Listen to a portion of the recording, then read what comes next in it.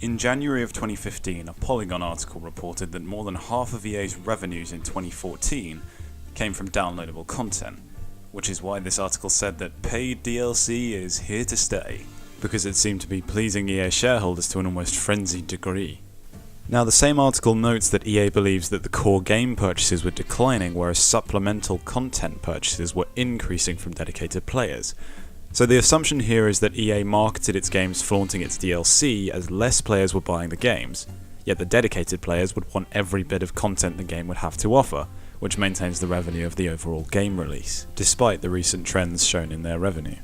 Fast forward to 2016 with an article on VG 24/7, with Respawn saying that all the DLC content would be free from the get-go on Titanfall 2, unlike the first game that had had a season pass, but made all the content free after all the add-ons had been released, which in turn would have led to an increase in shovel sales from Respawn staff because they were essentially digging their own fucking grave.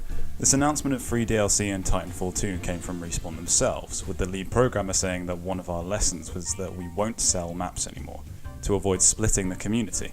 EA then doubled down on this just after the game released, which seems like an odd call to make for EA. It completely reverses the assumption made by them in 2015, and arguably Titanfall 2 has one of the more dedicated fanbases out there, which only makes this seem stranger. They say it's to build a franchise, and to work with Respawn closely for years to come on the Titanfall brand, and now it makes sense. Because the fanbase is so dedicated to the fast-paced, skill-based movement and astounding level of creative freedom of executing such tactics in the multiplayer game, EA wants to create goodwill with these players just as Respawn does. And this seems to happily coincide with Respawn's shtick about, making good video games for players. To keep expanding the game at no additional cost can only paint them in a positive light, as long as it doesn't impact the core of the game itself. Because if you don't like it, why should you care? It's free. And if you do enjoy it, holy shit, you got this for free, thanks Respawn! So why am I bringing this up now?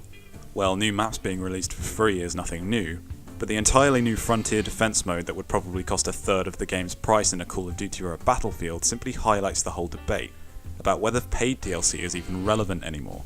Respawn seems like it's intent on making good games, while EA is finally intent on building goodwill with developers and gamers at the same time.